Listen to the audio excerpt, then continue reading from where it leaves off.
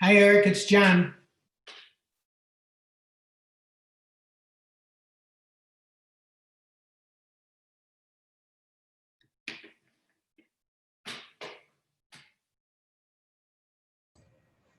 Good morning, John. Hi, Jim. How you doing? Did all right yourself today? Good. It'll straighten out here shortly. Yeah, you're blurry. Some days it starts out like that, and then it comes back around. So No problem. You're loud and clear. that's good. That's better. Oh, much better. Yep.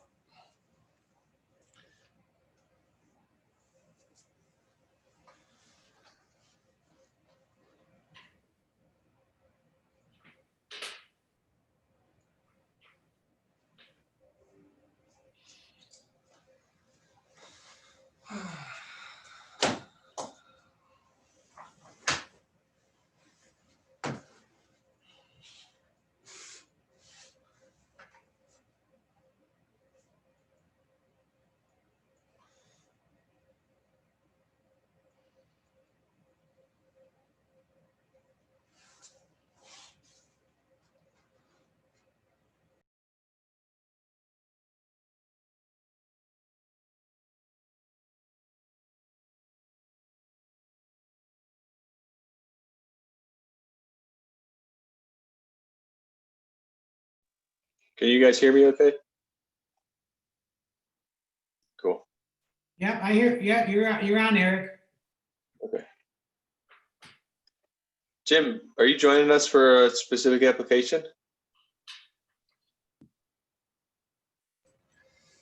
Somebody sent me an invite, so I said sure. I can't remember who it did. Okay. I don't know. Who are we talking about today? We have what, 4 applications. The first up is John Casey, who I believe is with us right now. Is that right, Yep. John? You here? Okay. And then there's the Morel project on or the Miller parcel. Oh yeah, maybe that's why. Yeah, that's probably right. Okay. And then the Metros one. Okay.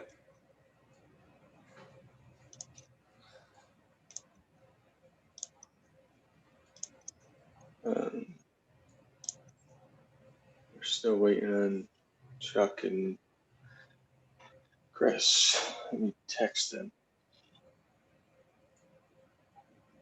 Oh, there's Chuck.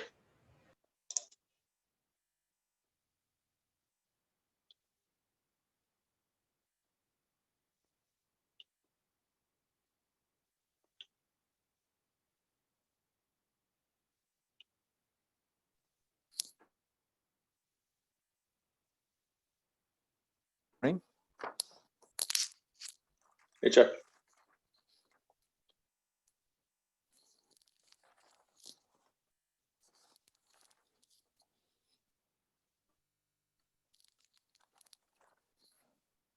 Just so everybody knows too, Lance can't join us today. His son, or I think it was his son's classroom, had to like quarantine, so it threw off his whole schedule and whatnot.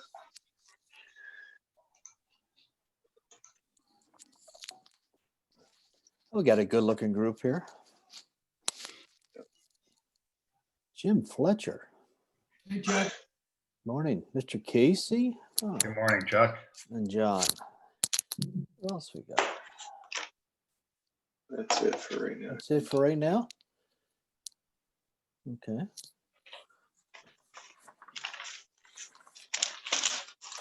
Okay. I sent Chris Jensen an invite to join us, so hopefully he will in just a minute. But if you guys want to get started, we can do that. That sound all right? Yeah, let's get started. I see John's here. I guess you want to talk about his application? Yep. Yeah, he's first up for us. Okay, So, let's do it. John, you don't want to like, is it all right if I share the screen? You don't have like a presentation or anything like that, right? I do not. I'm here to answer any questions or address any issues PRC may have.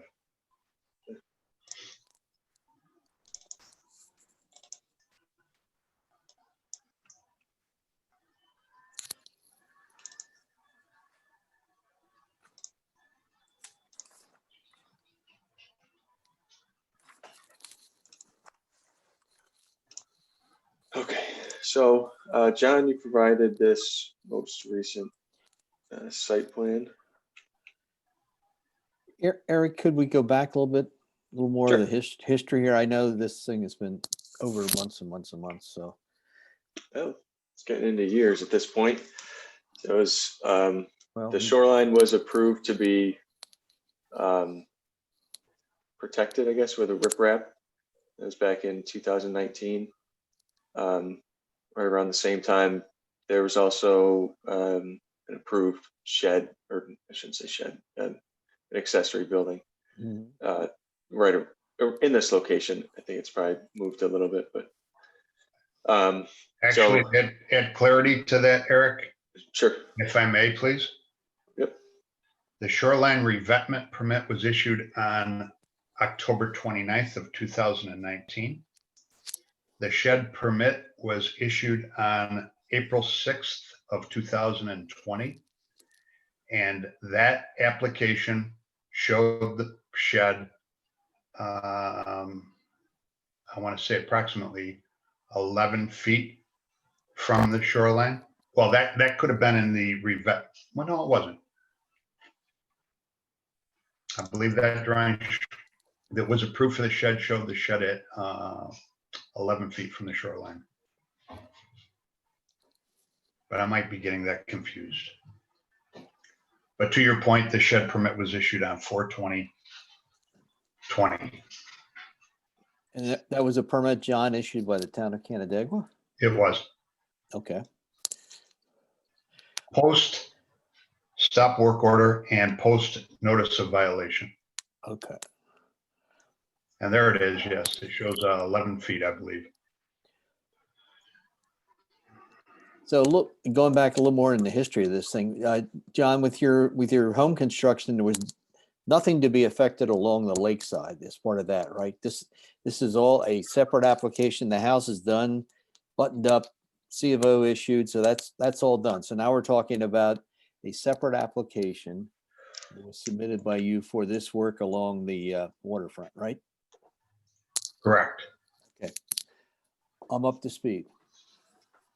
And there were 2 individual permits issued for the lakefront work. Okay. John, you touched on a minute ago, at some point in the spring of 2020, a notice of violation was issued. Chris is on, he can clarify that, but essentially that is kind of what got us into this next stage of the application, that it was, you made application for essentially the revisions to be approved by the planning and zoning board as needed, in order to correct that violation, correct? I can add clarity to that also, Eric. Sure.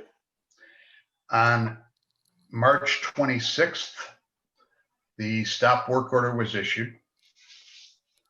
On March 26th, I sent an email asking specifically what work was not in conformance with the documents. On March 28th, I issued a letter asking that same question. On April 2nd of 2020, a notice of violation was issued without any detail as to what was in violation. On April 13th, post the notice of violation, the PRC submitted a request with my interpretation requesting DEC approval for the work that had been installed to date.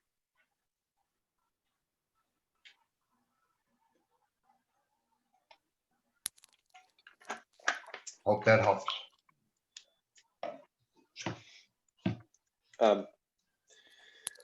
Okay, and then kind of the period in between then and now, John, you've been, essentially it's because, John, you've been working with the DEC, right? Correct. And then having gotten that order that's noted on the plans here, then you brought these plans back into us to continue on the process. Correct. So that's probably enough for the history. We can get into it more if you want to, but back in when were those earlier comments issued? April or May, I can't recall. We asked for a number of things when John provided these, or a plan back in, I guess it was in December. I went through it and noted some things that were still missing, in my opinion. Everything that shows up on this, or on these PRC minutes, are what was missing in the, I guess it was, December. And then everything that's crossed out are things that he provided. The things that I had highlighted in here are things that were still remaining. So I suppose if you want, we can just go through the stuff that was highlighted and see if they've been addressed in this plan. Does that seem appropriate? And John, I know you provided some comments too, and where appropriate, you can bring that up. Is that okay, guys? Did we go through like that? Yeah, sure. Okay.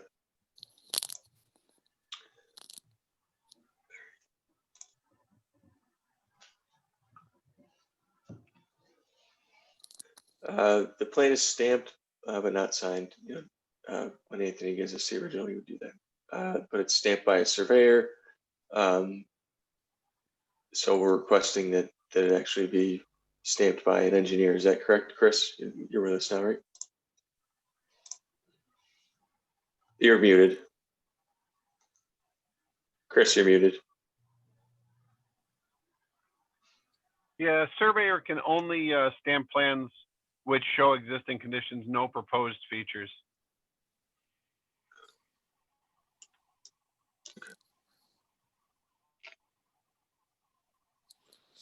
The number 7. This is just the town engineer signature line. So still got Anthony's stamp. Did add the town engineer signature, so that one is there. Existing conditions, including the source of the information.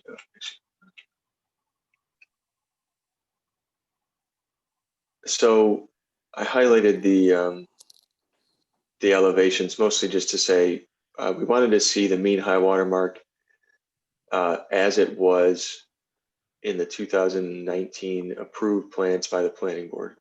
So where that lay on the site. That's actually shown down here too. I don't believe it is there now.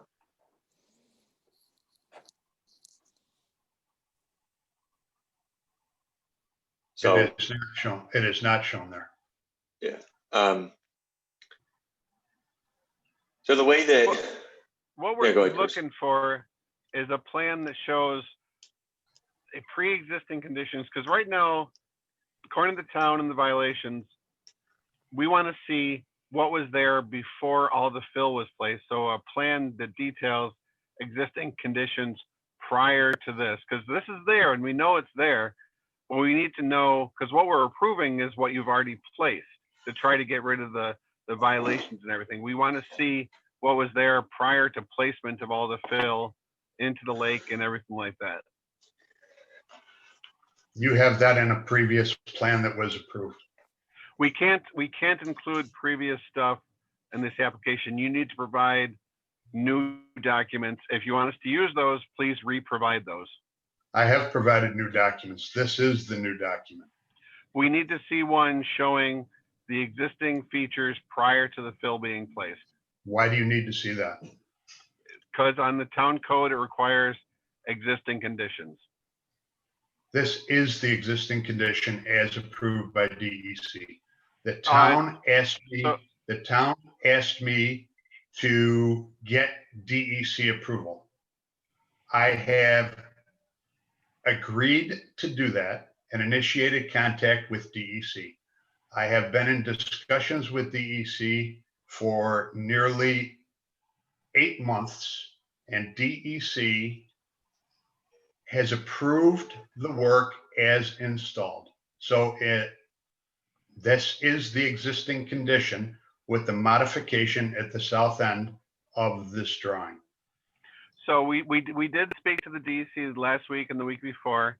They sent us a copy of the order of consent, and they stated that this is not in conformance with the order of consent. They have told you that? Yes, and they're going to be setting up a phone conference call to modify it and make sure that it meets their order of consent. And who did you speak with? The legal representative of the DEC from Region 8. Which is, I don't know.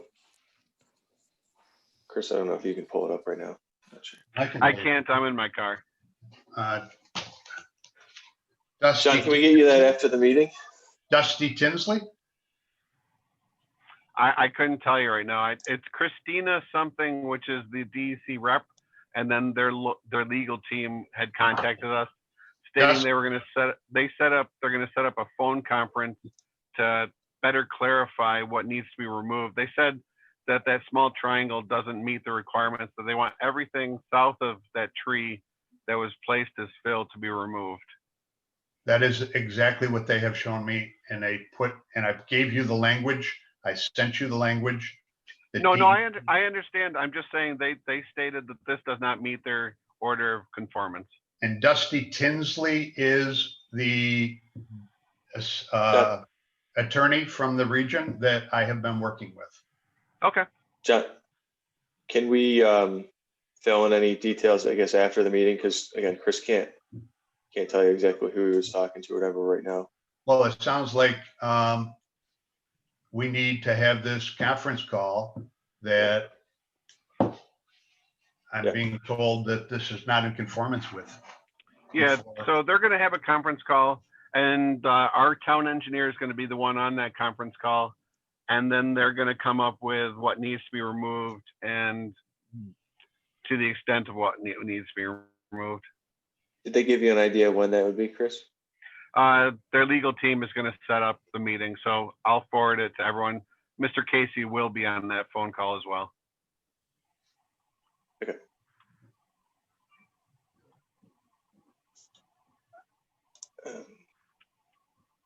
As it stands, this item remains unaddressed. Okay, wait. So we do still need an existing conditions plan showing prior to everything being placed as part of this application. Well, I won't address that until we have our call with DEC. Oh, it doesn't matter what the DEC says. We still need an existing conditions plan prior to any of the fill being placed. It's part of our conditions in the town code. You'll have to show me that.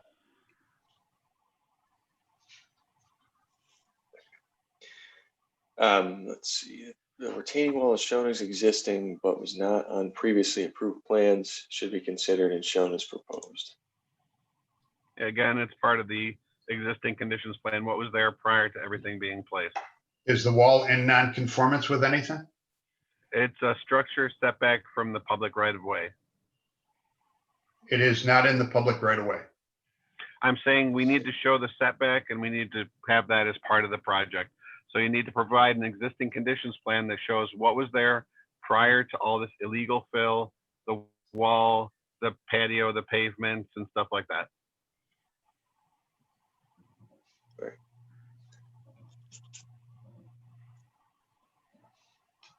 Well, it shows how far back it is from the right of way, doesn't it? It does show that 3.5 feet. It doesn't show, and it looks like it kind of crosses over the property boundary. 1.1 feet over. So it would probably still need to meet the side setback requirement, I think. And if it goes onto the neighbor's property, they need to apply for a building permit as well. If it's I'll remove that portion that is over on the neighbor's property. all right. Well, the point of that's good, John. Certainly, I think that the planning board appreciate that. The point of this one, though, is just to say that it should be shown as part of the proposed plan, noting all the setbacks and whatnot. Setbacks to not shown in the rear property line. I believe you have added that with the patio there, 2.5 to the what we're proposing is the mean high water line for the patio.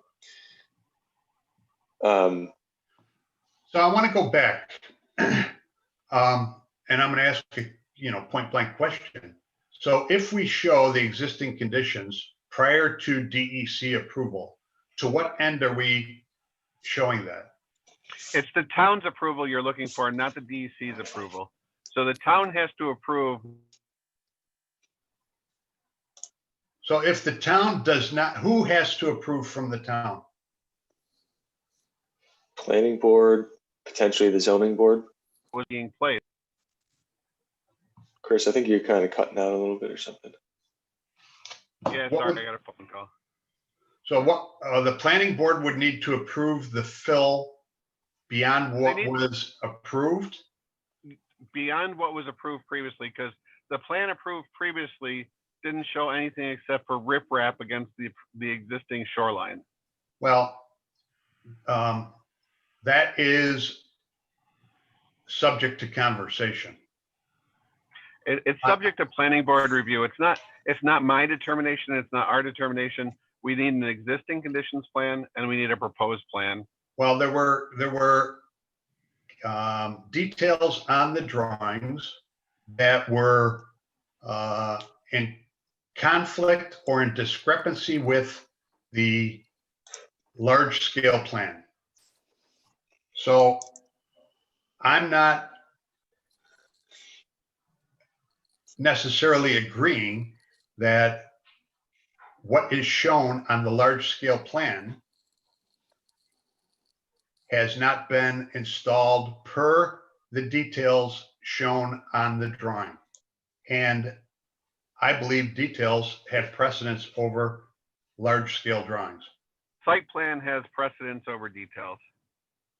And you can show me that because Because what the site plan shows is the engineer's depiction of what the site's going to look like existing and proposed. So we go off the site plan. The details are how you're going to install the items that are on the site plan.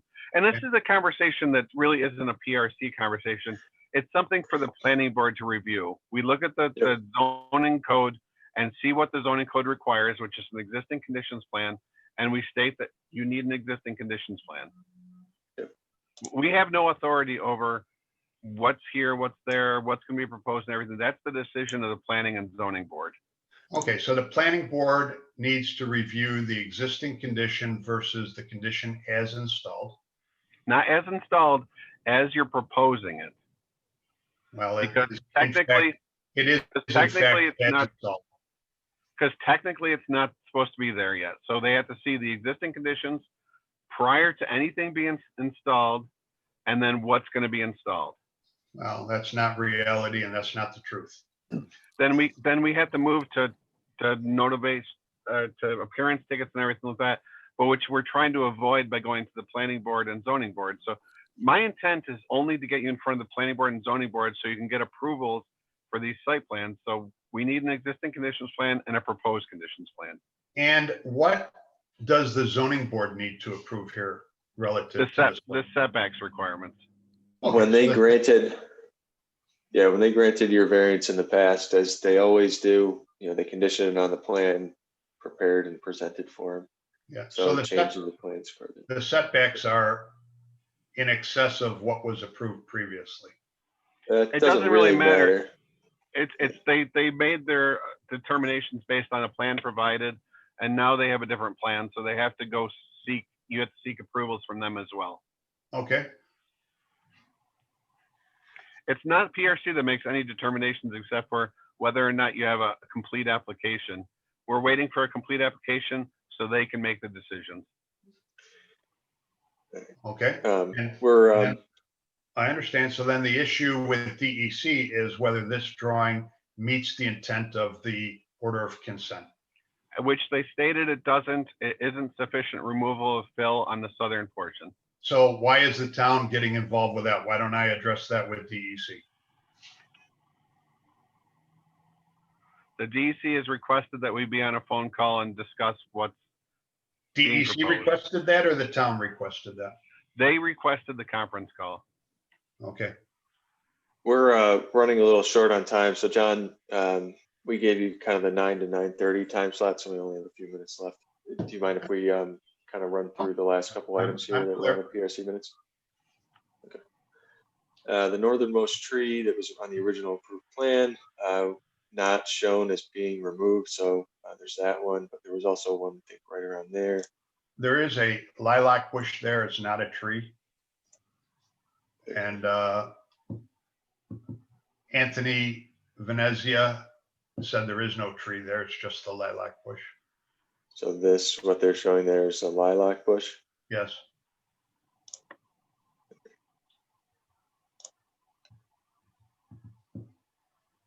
And that is still there.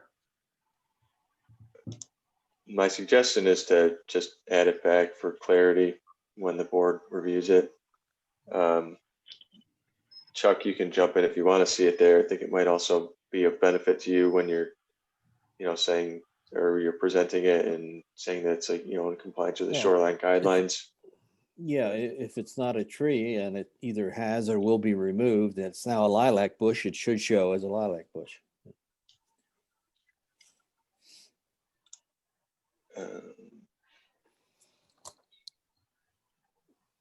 John, we know your position on that one. Which one? The order of consent providing the Yes. order of consent. Statement provided in April. So this is about the shoreline guidelines statement. It really doesn't go into detail about being in conformance with the shoreline guidelines. It just says this is what's proposed. It's essentially a verbal statement of what's on the site plan. What they're looking for, what we're looking for is a statement, showing that or why you believe you're in conformance with the shoreline guidelines, how the design was created to be in conformance. It needs a little bit more detail.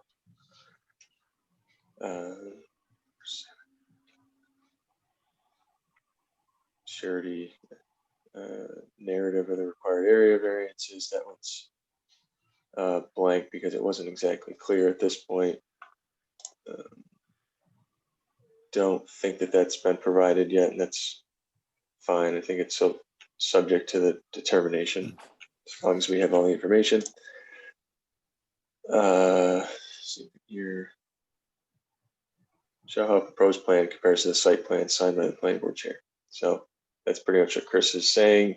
We want to see the existing conditions plan prior to any work being done, and then what the proposed plan is.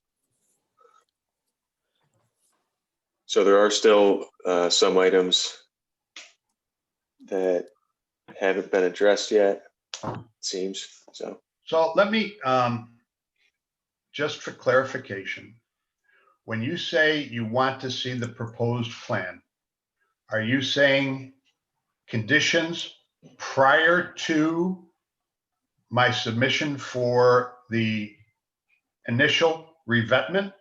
Or are you saying? Yes. Yes. Yes, we want to see plans prior to any work being done. And it sounds like, John, fortunately, I think you have that plan. It'd be, We have as-built from when his house was Okay. built. So, we just need to see the shoreline and everything. That's the proposed plan To right make there. it- We need to see the existing conditions plan, which the town does have in the as-built of when his home was built.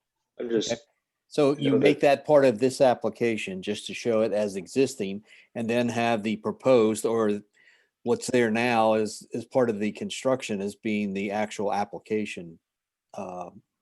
What is being, And we'd like to see a line on the proposed plan of where the shoreline was the as-built shoreline from his house plans, his as-built house plans shown on the proposed conditions plan.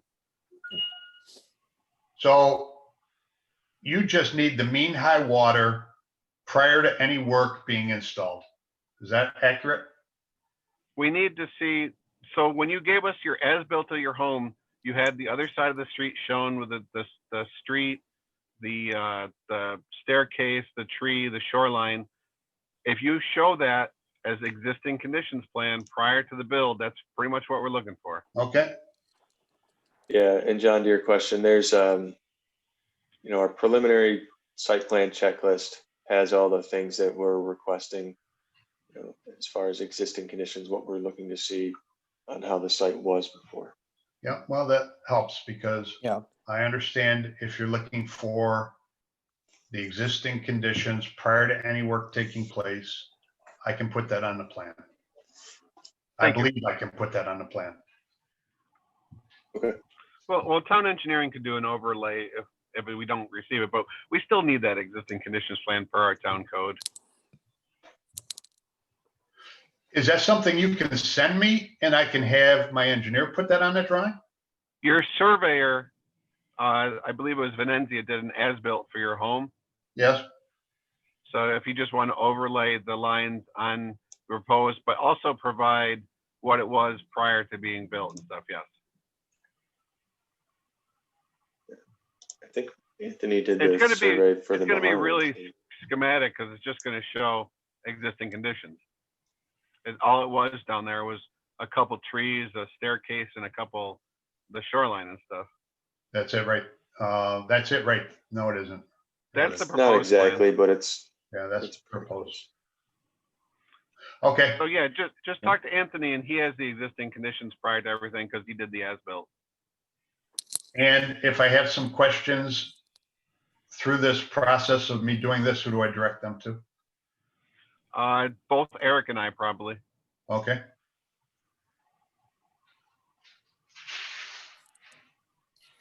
all right, John.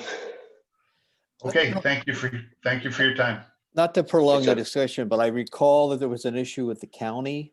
What was being proposed in the right of way? Has that been Yeah, addressed? Yeah, he's removing the lift because the lift as it is in there now is a few feet into the right of way, and Okay. it's not even county, it's town or New York State building code. You can't build in the public right of way. so yeah, it's shown as being moved onto the property. Okay. Just would make sure we cross all the T's. Yep. All right, Good. thanks, John. Thank you. Goodbye, John. Bye-bye. How do I exit out of here? I think there's a can leave probably just- meeting button. I'm gonna remove you right now. You're good. Okay, good, thank you.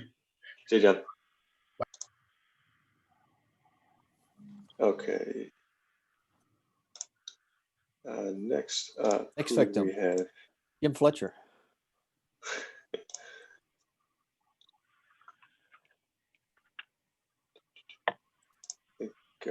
Brennan was at 9:30, so.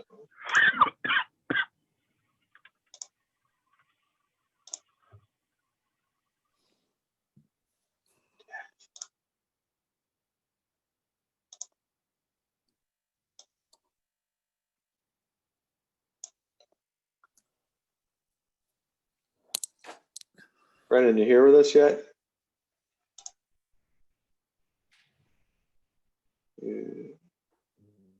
Connecting. Eric, this is John. On the John Casey application, are Yep. there going to be any new referrals or will you do that on a sheet later? It'll probably be the same referrals, but I'll check it. Okay. And then I made notes of the few items that you need. Will you do a new checklist or want me to just put them Yeah. in when you check the minutes? I will revise their kind of PRC minutes to do sort of what I just showed on there. I'll, strike through things that they provided and just leave highlighted the things that they didn't provide. Then I'll send that back to you. And then I'll just put in the minutes what few things are remaining. Yep. Okay, thanks. Brennan. Hey, how are you? Good. How you doing? I think you got to let in Tabitha too, and All right, Eric. that was Those, no problem. I saw her there. I was going to ask if she was with you.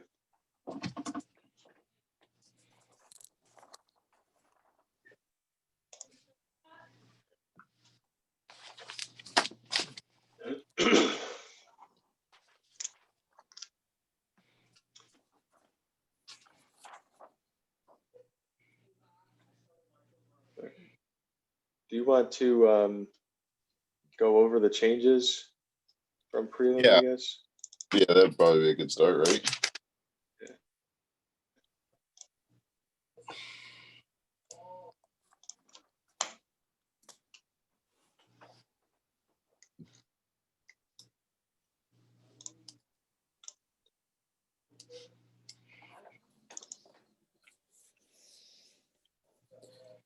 So while we're bringing that up, Brendan, if I recall, you submitted a revised preliminary and an Yes. original final. Yes, that's correct. Yep. So this is the preliminary that we revised here. Eric mentioned it's going to be reviewed by the planning board, which is fine by us. So that's, whenever that's possible, we'd want to be on that. But so biggest changes we've done. If you're going to flip to the site plan, Eric. It's probably your fourth page. Yeah, C100 there. You're right. Keep going. Yeah, so biggest thing we've done here is, well, one, we've removed sidewalks, removed the trail. That was a big conversation point for last time. The town didn't indicate any interest in a trail system, which is fine. It's good. And then the discussion about the sidewalks was had. A lot of the rural subdivisions in Canandaigua here don't have any sidewalks, including Fox Ridge and whatnot. So we removed the sidewalk. We will have a sidewalk across the front along Bristol Street, but none that will continue down into the subdivision. Are you showing that, Brendan? Yes, we are. We're showing that there should be one there. Yes. Okay, I didn't see it. Okay, go ahead. I'm sorry. One there. I don't know what the hell happened to that. There'll be a sidewalk across the front. Sorry about that. So just a quick point on that. The planning board has required sidewalks in the newer phases of 5B, 5B2 and 3 are to have sidewalks in there. Okay. How about Riley's Run and whatnot? That was approved prior, but I thought our standard detail for these roads does include sidewalks, like in their design guidelines. Yep. And it was emphasized by the planning board at the meeting in the approval that the sidewalks be provided. So I think, Brendan, by precluding them, you're running a risk here, especially with me. It's good feedback. Okay. Fair enough. And it would probably be going back to preliminary site plan approval, because the comments addressed by the town engineering wasn't addressed, and sidewalks was part of them. What we were saying was that, the revisions to the preliminary plan would have to be approved, the amendments approved by the planning board. So, Right. yeah. Okay. So sidewalks along down the entire subdivision road. Now, I did discuss this briefly with Jim. These will be in the right, they'll be owned and maintained by the town. It'll probably be similar to other places in the town where the owner has to. Yeah, sidewalks are the responsibility of the property owners that face the sidewalks. And it will be located in the right of way, right? Jim, can you clarify that? Yeah, I think, well, Jim's unmuting. Yeah, there's a detail in our standards as far as the grass strip and then the sidewalks, and I think it is in the right of way. Okay. We will take a look at that and make sure that the final plans reflect that we submit. The other change we had since the preliminary approval was we moved an additional lot onto cul-de-sac. So there's now 4 lots on the cul-de-sac versus before there was only 3. This reduced the length of the road by about 70 feet. It's obviously going to make the subdivision more economical, but also reducing the amount of roads to maintain. The 10th lot will be a flag lot off of the cul-de-sac. The 9th and 10th lot will be flag lots off of the cul-de-sac. So. Does Mr. Metros intend to buy lot 10 still? That's Or- correct. Okay. And I think it said something about taking care of the maintenance of lot 11, He's going to privately own lot 11, yes. okay, which goes all the way out to the cul-de-sac and out to the street, including the basin, right? Yes. Okay.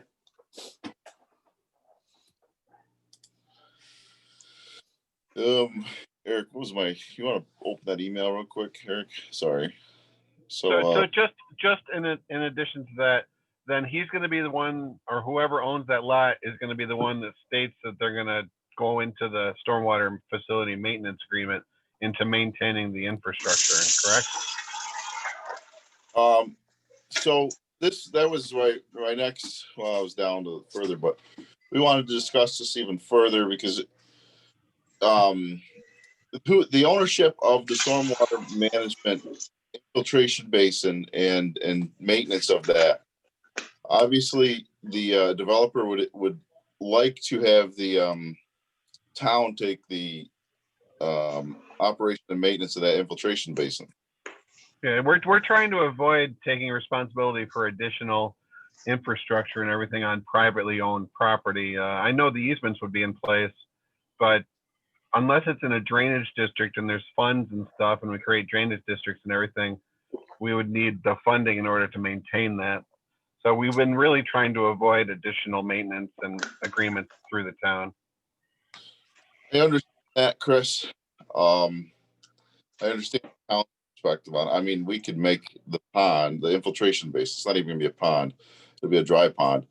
We can make that part of the right of way, just if private property is the issue. I think the issue you guys are talking about is funds, but I mean, like all the drainage systems, having private homeowners responsible for maintaining these drainage systems that are really for the dedicated road.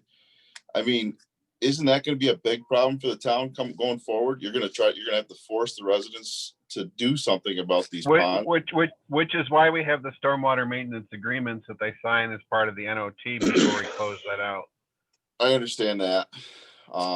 This is, and even Tabitha can tell us something different here. This is not the same as other municipalities like Fairport, Parrington, where they take the stormwater facilities as a part of the town and they maintain them. They form the drainage districts. It's a little bit. Well, that's the question. Are you going to form a drainage district? Is it? I mean, we can speak to Jim and the town board if they want to form new ones. I know recently we've been eliminating drainage districts and all the new subdivisions and the HOAs and everything are taking care of their own. Yes. So I wanted to further discuss this, especially with Jim and the town of forming a drainage district for this. I mean, there's got to be a district for Bristol Road or that's the town of Canandaigua in this area. Can that district be extended or amended to include this new road? I don't believe that those properties are in a drainage district on Bristol Road. It's usually the subdivisions, and every time a new subdivision, like in 1980 and stuff, were created, they created drainage districts. They paid so much per taxes, and it went into a fund. And then if they needed to clean out a pond and stuff, they took the money from that fund. It is not our decision whatsoever. It's the town board and stuff, and you talking to Jim. So however you want to address that, it's in your court and whether or not they'll accept it. It's not our decision. Yeah. Does the Hammocks have a drainage district? I can't remember. I don't think so. No, the Yeah. Hammocks are privately owned and they take care of their own. So Bill is the developer here. He's pushing back on the town. That's the reason why I brought this up again. Because his, Well, it's not even a pushback or anything like that. It's just you going Yeah. through the approval process if you want to create a drainage district. yeah, so I wanted to get your recommendations, get the town's input on this, as far as extending a drainage district or forming a drainage district.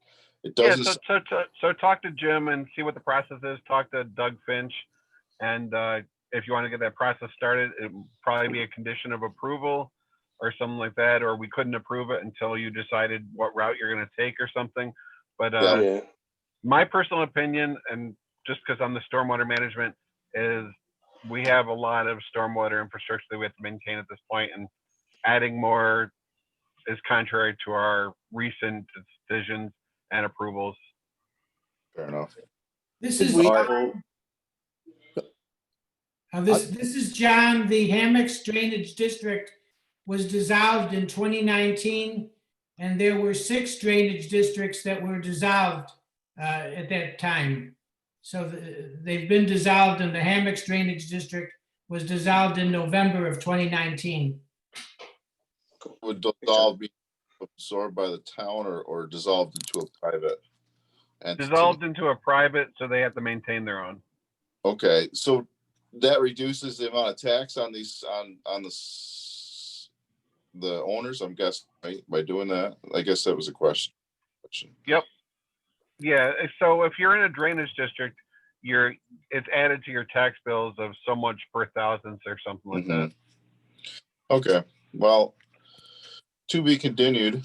we'll have to Yeah. get resolution on it before, I mean, if that's part of your proposal and your revisions to the preliminary, Yeah. then we'll have to find a resolution before the planning board approves those changes, I think. By default, resolution is going to be an HOA taking a control of the infiltration or the stormwater infrastructure. I still would like to discuss with Jim on a side note about drainage districts and drainage, so we can continue that. Can I make a suggestion? The road's going to be dedicated, so I assume any improvements within the road, including storm drainage, piping and structures, would be the responsibility of the town. So as far as the actual basin, there wouldn't be that much hardware. I mean, hardscape pipes and stuff involved. And I think the biggest issue as far as maintenance is and most immediate is the mowing of the facility. And if that's something that can be done by the owner of a lot 11, the town may consider giving easements to maintain the pipes that go off the street and off the site. Is that a possibility? We already have easements and stuff over the stormwater maintenance or stormwater facilities and everything. It's just the maintenance of that. The maintenance of the pipes or the maintenance of the surface in terms of mowing and cleaning it out? Everything out of the public right of way. I mean, everything out of the public right would be someone else's responsibility unless they're in a drainage district.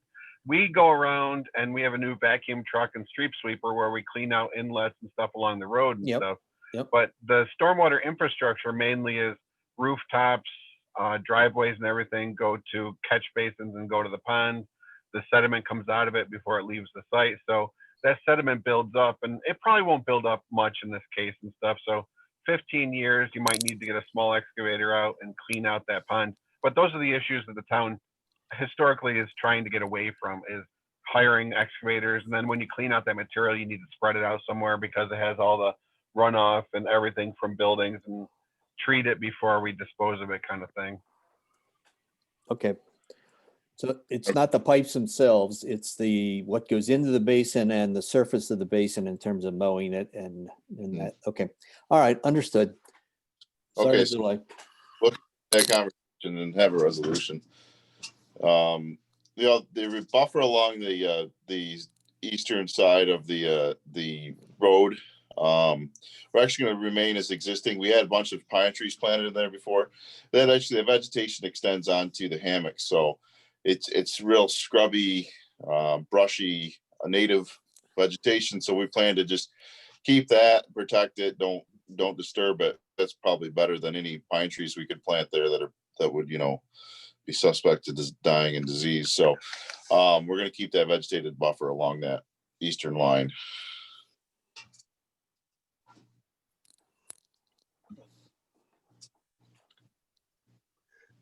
All right.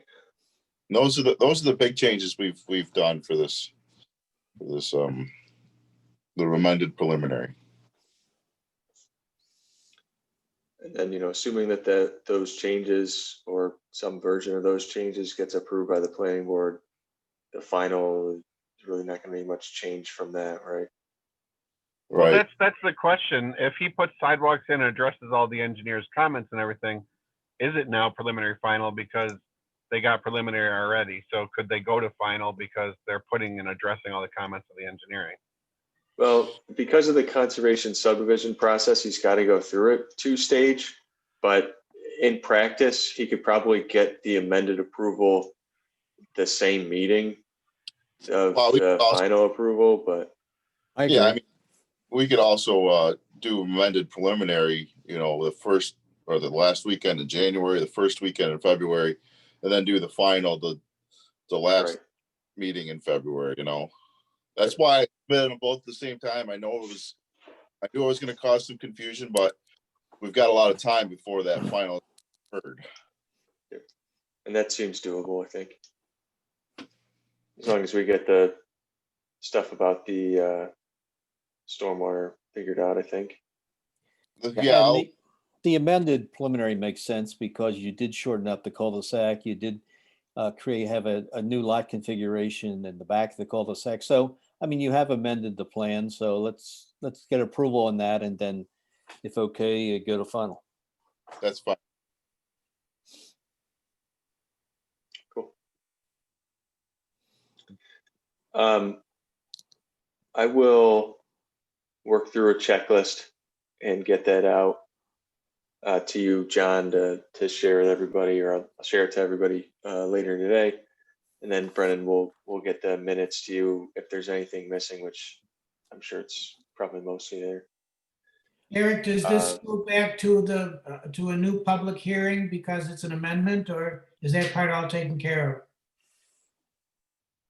It Just probably wondering. should. Hmm. I don't know, just to cover our bases. But Back to the Ontario County Planning Board, possibly? no, I don't think the amendments would have to go back there. It just may need a public hearing. Let me check on that. It might need a public hearing, but we might just send notification just Yeah. for posterity's sake. That's what I was thinking. I think your prime concern is to let the neighbors know there's a change from what they saw. Just mark it on the check sheet when you send it over and I'll put it in the minutes. Brian, make sure you get the basin maintenance issues ironed out before you come to the planning board. In the sidewalks. Yep. Oh, the sidewalks, given. That sounds like that's got to happen in order for getting approval. So Yep. We'll get the basin stuff worked out with Jim. Great. Thank you. But other than that, Oh. Can I I ask, was just gonna say, yeah, go ahead. Go ahead, Tab. regarding to this subdivision, it's obviously very small, and I don't understand how to terminate the sidewalks. I understand when you have a point A to a point B, like a collector road with sidewalks, but this is a dead end cul-de-sac, and you're coming in on lot 1 off Bristol, right? And then you're heading on into the cul-de-sac. Where does it stop? So, I mean, you're talking about putting it right away in front of 10 lots. Then what? You empty out into the cul-de-sac and you walk back down the road. I wasn't involved in the sidewalk portion, but I do understand it, and I like it for larger neighborhoods where there's a collection area where you're walking from point A to point B. Is this connecting to the Hammocks somewhere with their sidewalks through the cul-de-sac? I don't see like where this is going. And It'll be the decision of your engineer how he draws the Well, The, no, no, the sidewalk. I mean, logically, where do you all see this going? It goes to the cul-de-sac and ends at, what, the private drive to lot 10? I'm not sure. Perhaps the sidewalk coming from the house on the last lot. I mean, it should connect all the driveways end to the last driveway or continue around it. It'll be up to you and your engineer's decision on where to place it.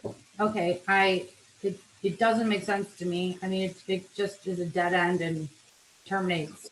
I mean, again, it's supposed to be connectivity. It's my personal. Yeah, it's just provides connectivity from the houses to Bristol Road, the sidewalk you're putting on Bristol Road. So connect everything to everyone else. Okay, well, I understand it when it's a collector road, but you're coming into a dead end of 10 lots. I don't really see the need for it, nor does it make sense to, because you want to walk down to your neighbor, you have to go on a sidewalk down, I don't know, 1,000 feet. You down. can, That's my if you opinion. want to, yeah, if you want to request these changes to the planning board, you can, and the planning board will review it. Well, what I understand from Chuck, that it seems to be that is a Canandaigua requirement.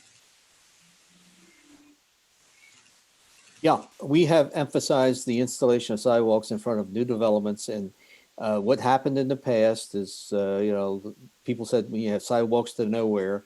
Well, later on, we find out that it's a sidewalk to somewhere, and we do get, afterthoughts as far as why weren't sidewalks installed. So I think it's the intent of this planning board, as well as the intent of our comprehensive plan that's in the works as far as being updated to ensure that we have walkability throughout our town, including new subdivisions such as this. So Brendan, is there a place to connect to the hammocks? I mean, that's what I'm saying. So like Parrington, where I live, we're Trailtown, USA, and there are sidewalks for whatever reason, we connect to everything. So just to go down a cul-de-sac doesn't make sense, but is there somewhere to sub it off for future? Just like what you're saying, Chuck, because I agree with that. I like the fact of the walkability.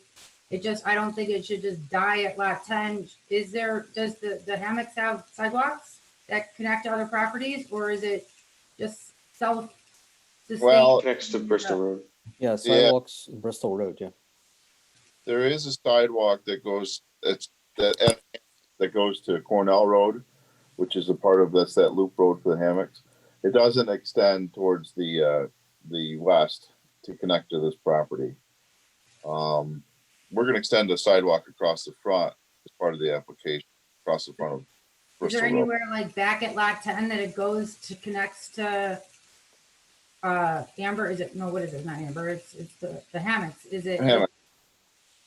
or those private residences? Well, Tabitha, in the preliminary discussions in front of the planning board last year, the applicant that Brennan had proposed and Mr. Metros had proposed to put a trail on the east side of the new road. Yeah. And then there was the concept of maybe running a trail along the back of the property down toward Thad Chapin in the city. And the city had sort of rebuffed that. And so we said, all right, forget the trail into the city. And so then we decided, all right, we'll do away with the trail on the east side of this new road. And we would, in order to provide pedestrian access, put the sidewalks in front of the homes, which we thought would make more sense. So that's how this concept developed. I mean, there's always the thought that maybe at some time lot 11 would become an access of some sort as far as getting to the city, but right now that's not the case. So Right. again, for the extension of sidewalks, where they're going to go, maybe at some point they could be extended onto a trail that goes back through lot 11 along the property line between the hammocks and this property, and eventually go down into the city for access to the city. It just should make sense, and it's just going to be hard for it to make sense right now, but I understand where you're coming from for sure. Okay. Well, appreciate your consideration. Okay. Thank you. Anything else in the next 3 minutes before we move on to the next application? How about them bills? Hey, go Bills. We could talk 3 minutes on them. Go Josh Allen. Yeah. Hey, he would take a half hour. What a guy. What a guy. Well, yeah, appreciate you guys taking the time to look at this, and we'll be talking. All right. Thank you. Have a good Bye all.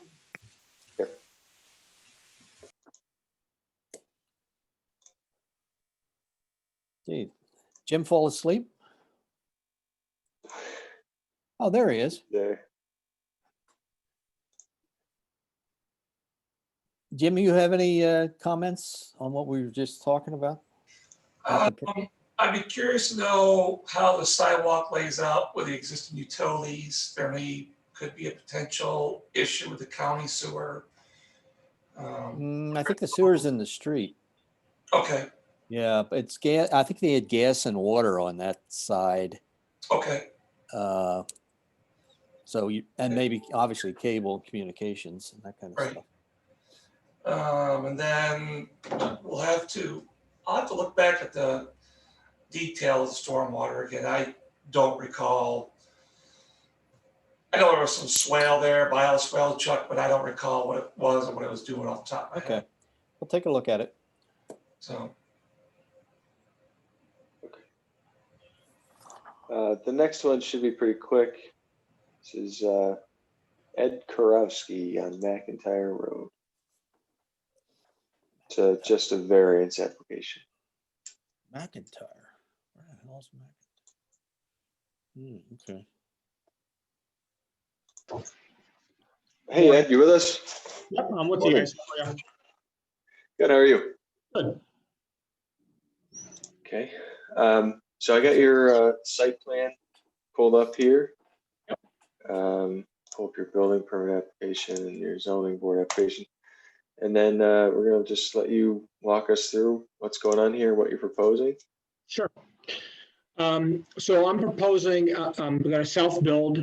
I worked for the Pike Company for 21 years. They're a general contractor in New York. Done a lot of projects even locally, Happiness House under Lacessi, the jail, projects in Ontario County. We just got done with the Ontario. But, and I built my house myself 10 years ago, so I have that experience. So that's my plan, is to hire the subs direct and self-build.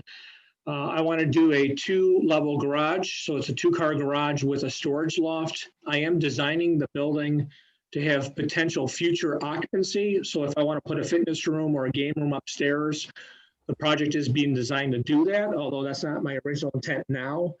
It will not be occupied in a bedroom sense. It will never be a living space, but it will be potentially down the road occupied space, meaning fitness room or game room.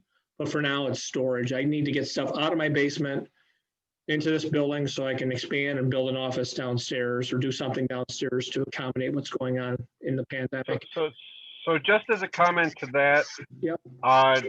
New York, or our building, or our town code doesn't allow accessory structures to be habitable.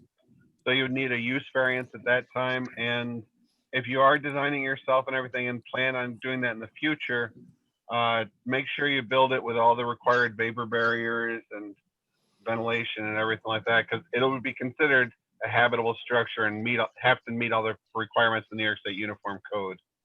Yep, exactly. Yep, I'm aware of that. But it would need a use variance, not an area variance, but a use variance to have habitable space and an accessory structure. Okay. So down the road, when I say it's 5 years from now, I would apply for that in order for that to happen, because right now the building's being designed that way. I'm just not going through the protocol as far as a variance is concerned. So essentially you're applying for a non-habitable building, but you're designing it Yes, so that it because if I'm could be going to do it, habitable down I'm the going to do road. it now. If I'm going to do it all, I'm going to do it all now. Whether I use that as a habitable building down the road or not, at least I have that set up. So, for me, it's access, it's the rated ceiling system. Normally a garage or storage building does not have a rated ceiling. I'm putting in a rated ceiling. And also Yeah. also habitable second stories garages, you can't egress through the garage itself, so you need external egress and stuff. There's a lot of different things you need to make a structure habitable, and not just insulation and stuff like that. So That's why I have a Again- professional architect on board stamping a set of drawings that's going to be deemed the drawings will be deemed a habitable space. So it's a function of use. So I guess. That's the thing. When you put in the drawings, if you anywhere on the drawing says habitable or anything like that, I'm gonna probably reject them. Okay. So And right now, they're not. at this time, you're gonna get a building permit that's gonna read on the building permit, uninhabitable accessory structure. And if any changes are made, you'd have to go through the process. So let's talk through it. How easy is it for me to apply for that now? That would be 100% your decision. Yeah, all right. So about use variances, they are difficult. You have some experience in building construction, so I'm not sure if you've been through this before, but New York State has required by law that use variances be very difficult to get. There are 4 factors associated with them that you have to prove all of those factors fall in your favor to the zoning board. Mhm. One of those factors is that based on competent financial evidence, essentially you can't use the property for something else, which I think in this instance would be very difficult to prove. The short answer is a use variance is very difficult to get. If it was a route that you wanted to go through, you would probably be consulting with an attorney or something to help you out. No, and that's fine. That's good feedback, Eric. And for me, then the decision is made. That'll never be habitable space. Simple as that. But that being said, Eric and the town is working on trying to come up with habitable accessory structures, accessory dwelling units and stuff. So maybe in 5 years, it will be in our code. We're toying with ideas and stuff, but as it stands right now, accessory structures aren't permitted to have habitable space. Yeah, no, I appreciate it. I think, what we're seeing is the need, the pandemic is really, causing. We are too. The need for change, schools and dorms and everything else, and no different from, all these kids are home from colleges or sent home, and where are you going to put the kids? No, we're all on the same page and stuff. It's Yeah. just as it's written right now. Understood. So for me, guys, with that statement, then I'll be submitting an uninhabitable structure, basically. Okay. I'm not constructed, so if I do have a use variance down the road, it's just a matter of paperwork. The building will be built in that fashion. So I'm paying the premium to do that now rather than down the road, basically.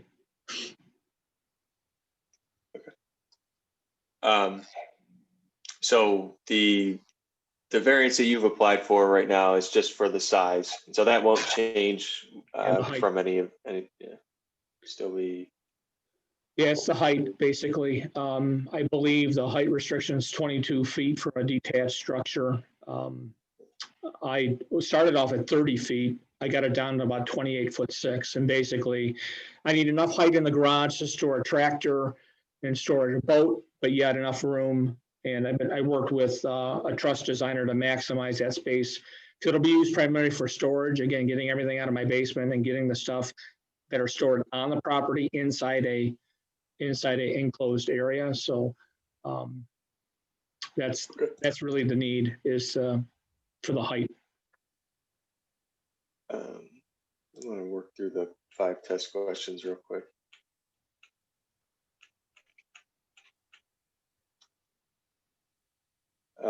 You're probably going to want to submit something more complete or like more detailed anyways. And maybe some supporting evidence. So whether an undesirable change will be produced in the character of the neighborhood. It's certainly difficult to do right now, but one thing that the zoning board does like to see, or it seems to help applications, is support from the neighbors and the people surrounding you. So yeah, I own the lot next door, so there's no one to the one side, but I could yeah, try to input or statements from neighbors, basically. Yeah, essentially, it helps support that statement that there's not an undesirable change if the neighbors are in support of it. Okay. And again, when you're preparing the 5 test questions, or you can also, submit like a separate sheet of paper with more extended notes. Try to be as complete as possible in what you're providing them. Sure. Just a one-word answer certainly doesn't help them. Okay, so yep, I thank you for the recommendation. Yep. Yep. Yeah, basically number 2 would be, really for the storage I need. For the intent of the building is to, have equipment in there, the tractor, boat, and also storage upstairs. I need the height. So instead of, from a location, instead of going a bigger building square footage wise, I'm just going vertical to achieve that same thing. So, And so, well, you mentioned like having like a gym or something like that. Is that just trying to understand what you're saying? So basically right now, okay. the garage it's storage. So upstairs is Okay. storage. I'm maximizing upstairs for storage. Downstairs will be, a large tractor will be stored in the garage. That's why there's bigger, that's why I need the height clearance. What's driving this height variance request is I need 10'6" clear in the bottom of the garage, which is normal garages are from anywhere from 8 to 9. So that's driving the height. And then also, the storage upstairs and to match the slope of the existing house at 12 on 12. So I'm matching, I am going with the expense of matching the house exactly with regards to looks, with regards to windows and the roof line and everything else to make it, look just appealing. Even the finish. So I'm not putting a metal building here. I am building a structure that matches the house. So that is part of what we're seeing here as a result of the design. Okay. So I can explain that on paper. Yeah. Whether it's substantial, again, try to provide some more detail on that. I think the board will likely, let me just say, these 5 questions, they don't all have to fall in your favor. It's a balancing test for the board. Mm-hmm. So I get the feeling the board will probably feel it's substantial, but you'll probably want to provide some more information why you don't think it is. Yeah, and the area, it's an area variance. It's a little confusing because I'm going for a height variance, but I just need to make sure as I'm addressing things, it's height related, not area related. Yeah. It might be beneficial if you and I had a conversation, outside of this meeting, so I can kind of share my experiences of what the board appreciates seeing, what kind of helps them have a complete application, what they want to see. I'll tell you one thing that should probably be shown on here, if possible, is like the distance from the roadway to the building. As I recall, it's probably a lot, and I think that'll be a good consideration for the board.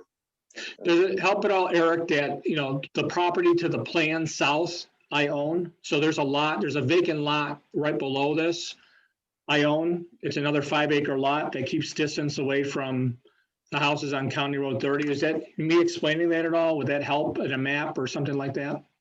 Yeah, I think that would help. Okay. Yeah. Thank you.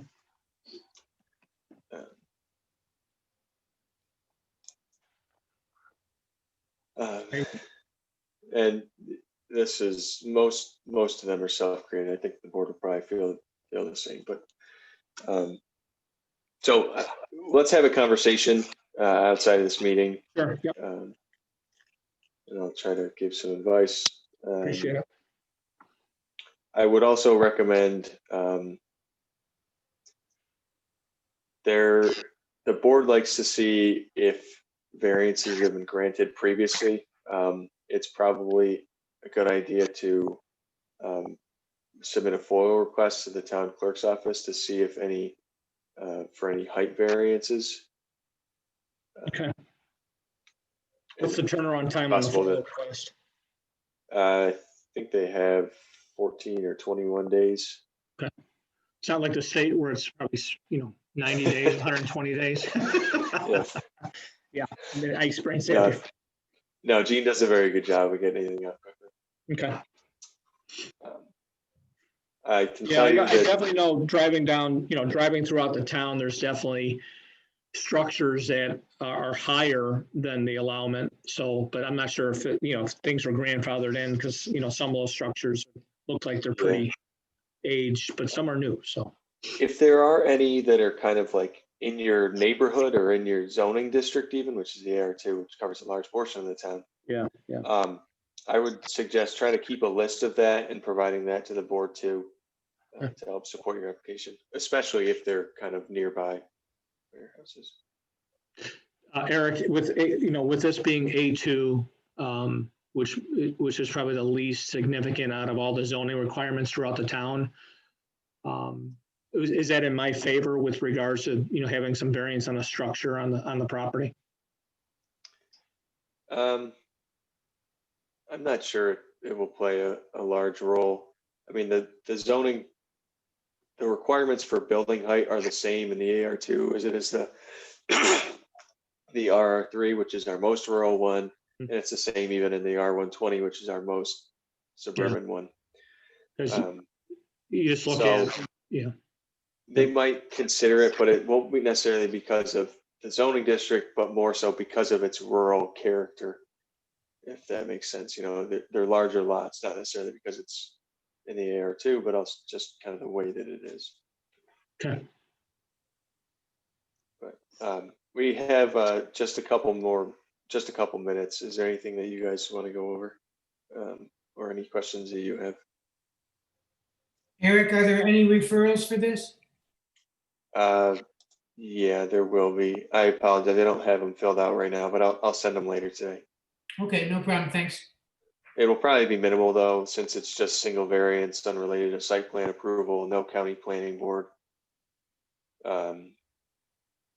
So it'll be pretty easy. Needs a public hearing because of the zoning board? Yep, and it should be type 2. Type 2, yep, thanks.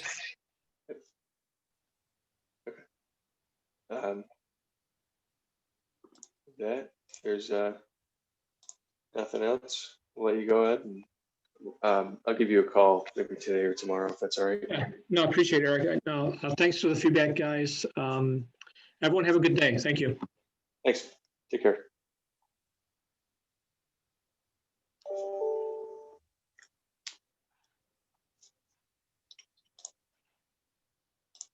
Okay.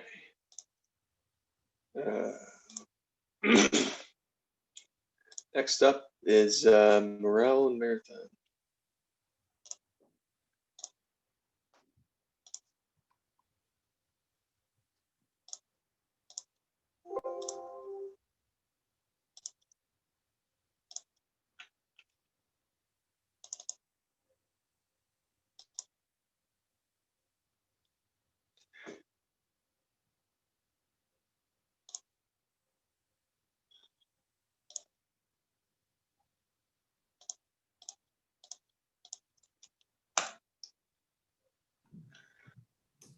Hello, All everyone. right. Hey, Rich.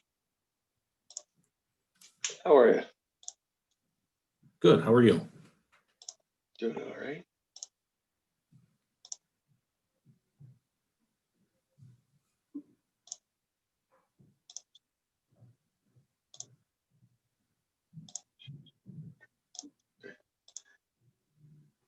All right. So, Jeff, sorry to keep you waiting in the waiting room for so long. Now you're muted.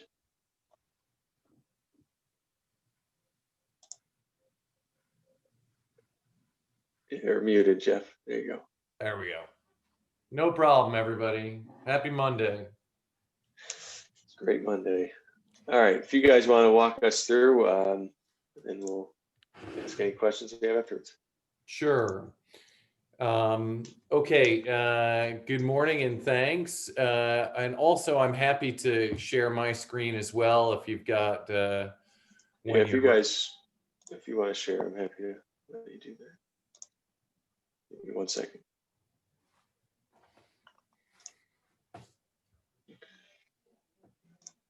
All right, give it a try whenever you're ready. Is that everybody's got that up on their screen? Not yet. No, I don't have it. Let's see. Hold on. There we go. How about now? Yep. We're there. Okay. Okay.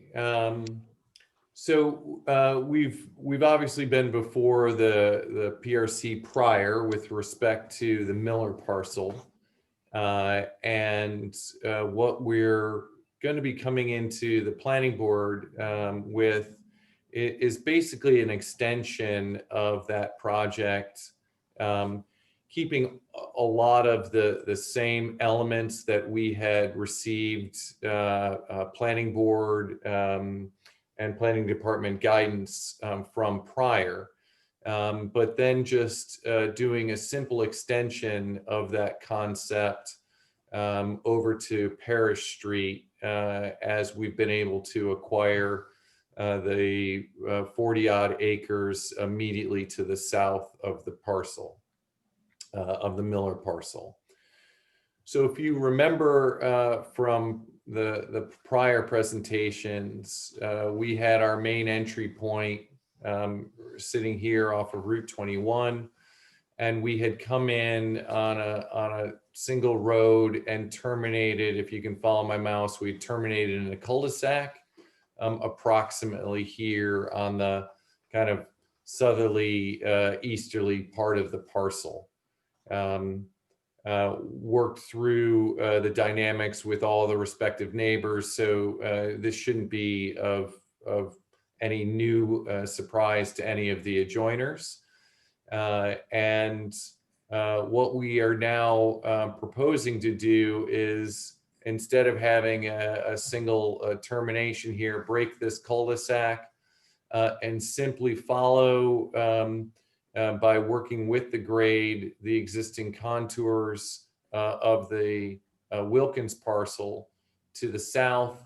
And then coming down here, the purpose of this last tail and turn is to maximize our sight distance from a traffic perspective for health and safety here at Pear Street Extension as our secondary access and egress point. The nice thing about with us today is it's Eric, Jim. I see John. Is John still with us, or is he just ducking out for a moment? He must have just ducked out for a minute. You want me to hold up for a second, Eric? I think it's okay for right now. His main concern with the minutes is usually like what we're requesting of you, so it's probably okay. Okay. So what we've got now proposed is basically 92 homes in total along that road frontage. As we mentioned prior, and I'm going to kind of flip over to a quick little shifted plan set. Here is the same community layout, and Eric, maybe you could give us some additional guidance on this. Here's the community layout in its traditional subdivision design. This is 80 units where we followed that same road profile and then came out to Parish Road here. And on this particular layout, we're 80 units at about 40% open space plus constrained lands. You can see very broad differences between the current allowable zoning here in the SCR1 and what we're proposing in our sketch plan design. We move immediately from 40% open space up to over 70+% open space. Of the 90 acres, we're a little over 72 acres in total of open space. More importantly, the way we've designed the community is we've designed this to really focus on preservation of all the environmental features and dovetailing this project into Miller Park. We've been out to the Miller Park site and looked at the amenities that are there and the open space and the type of open space it is. And this project with two very large open space blocks, I'll just kind of walk through it here on this slide, really shows just a massive extension to where the Miller Park is. But more importantly, our ability to draw that general public into a lot of natural features that Miller Park does not currently offer, namely this great wood stand here, the stream corridor straight through here, which is all protected, the open field, which the Miller Park community really enjoys because of the birding that is taking place, and also our ability to continue ag operations on the Wilkins parcel, both here and here, instead of putting those into a development profile. So one of the other things that we're contemplating is, if you look at the overall green space of the project, again, this was the original Miller, which we'd received real positive feedback. This is the extension, is offering everything up here that is highlighted in green to the town of Canandaigua, because unlike a pocket park or open space that gets much more pocketed in a layout, we've got really broad open space blocks that we think the general public of Canandaigua would thoroughly enjoy in perpetuity. So we wanted to highlight these elements in our presentations. Also, just kind of demonstrating our trail network that we could put in, extending that kind of grass trail network that you've got to this point, connecting into an internal sidewalk network that we would have on a hardscape sidewalk, but also running trail networks right where all of our natural features are protected, so that we could come in and around our wooded areas, our fielded areas, and also have sidewalk connection points here, here, and here to really give great looped architecture to the walking trails. Also, one of the reasons why we felt like, instead of HOA controlled lands, having this offered to the town of Canandaigua under full dedication would be more appropriate because of the sheer size and scale of the open space that's being provided and the quality of the open space that's being provided. So we looked at overall visuals of the project, and there are just no visuals anywhere that the project can be demonstrated. Let me see if I can't pull that up. Oops.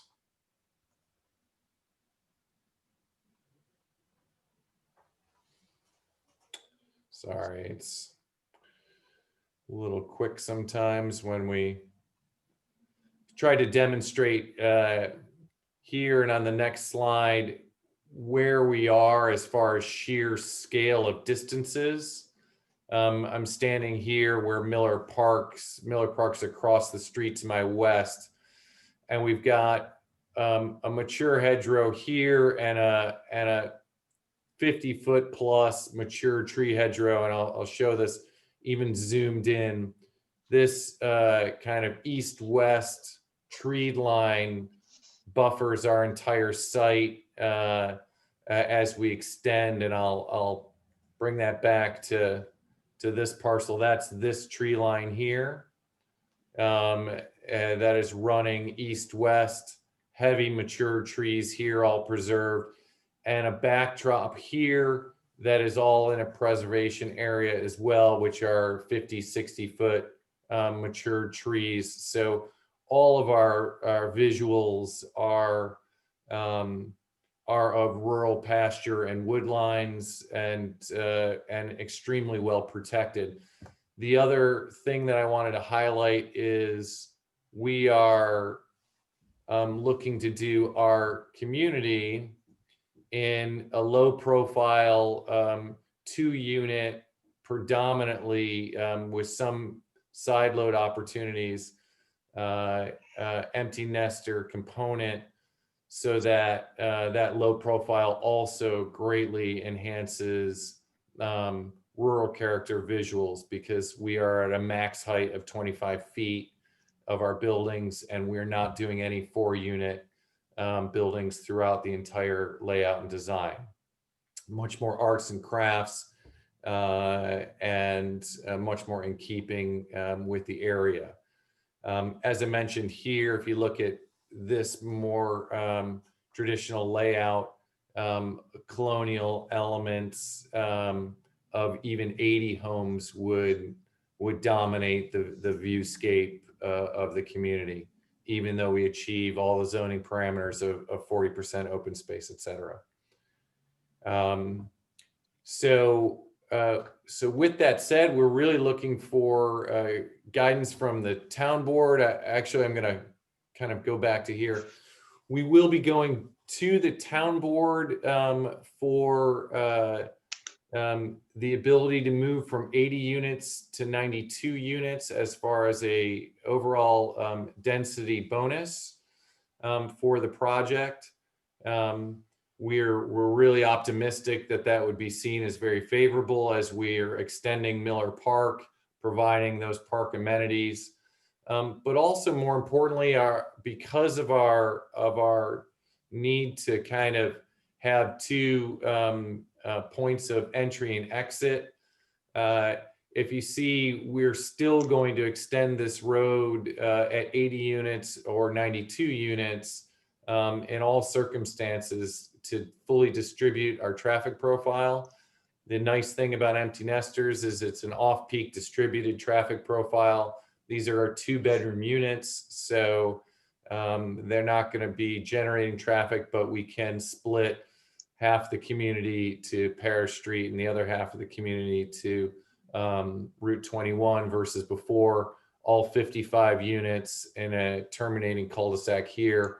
We're coming to a single entry and exit point. Now the 92 units are basically split on a 50-50 basis. So the concept of allowing us to have that increase in density from 80 to 92 represents that 15% increase through town board action. We would then look to be dedicating and providing those amenities into the park for the overall general public.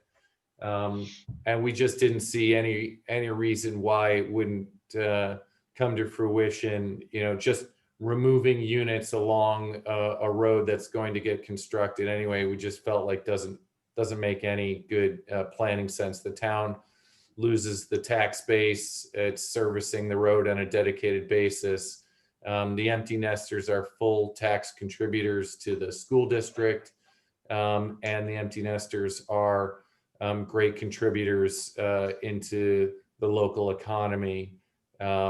And they also love the trails and the walkability, and can add nice value to the parks system. Just give you an example of where I'll show you briefly what our trail networks look like. This is examples of what we've got out in Lakewood Meadows. These are the type of trail networks that we've constructed through Lakewood.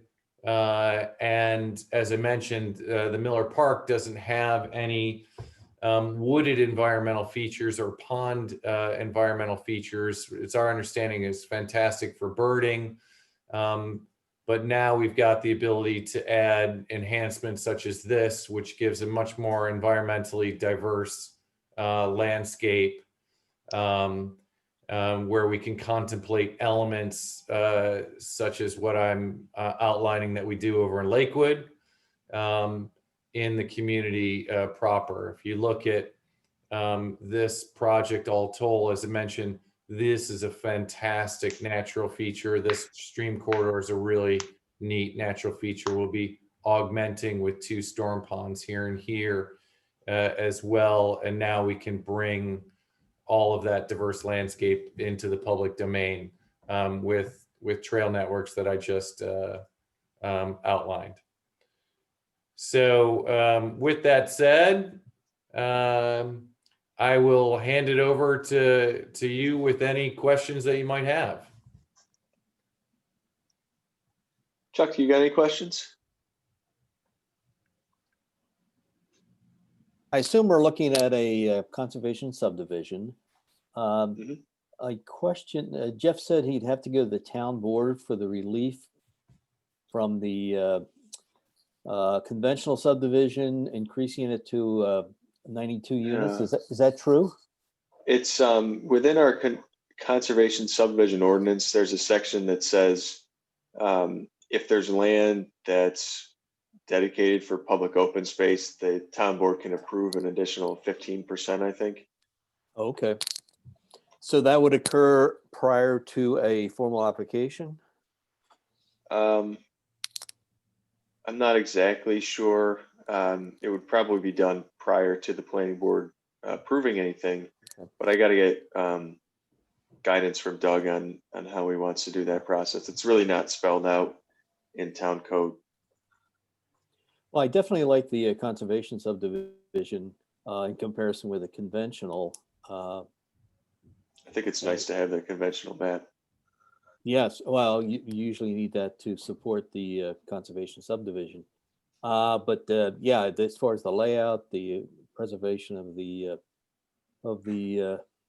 open space, the trail system, the road, certainly it's not a straight road. It's certainly got its twists and turns, which will reduce speeding. Sight distance, I assume at both ends you're adequate. You'll obviously have to get approval from NIDOT for the 21, the exit at the entrance at 21. Usually we get into these things, we are concerned about if there's neighbors, any lots or homes that are close to the property line. As Jeff said, there's a pretty good stand of trees along the call it the northeastern property line. It looks like as far as frontage on Parish, you're proposing landscaping so that you're not looking at the back of those homes on the new road between Parish and the new road. Yeah, looks good, guys. Obviously, it's a change in density, it's a change in land use, but as Jeff said, I think we've got to provide for old folks like me moving forward, and the way the world has come to. Certainly, I guess, Jeff, you've had quite a bit of success with this model up in Lakewood Meadows, so I assume you're going to perpetuate what you already have, so that's good. We are, and we have had great success, and I think the sense of community that we've been able to generate there, and I think one significant alteration that we wanted to make was just basically bringing that building profile down and more narrow here on this, with that kind of arts and crafts design and that predominant 2-unit building. We've made that adjustment in our final section over at Lakewood, and that has been a nice evolution of the project. And I think it's just much more in keeping here And I think that the neighbors will really support that visual as well, while we're still able to meet the market need of those empty nesters. And I think it's a fantastic site. We've literally been able to preserve every natural feature that we've got there, and even where we're tightest to the quote unquote adjoiners, this elevation change right here is quite significant with a mature tree line behind them.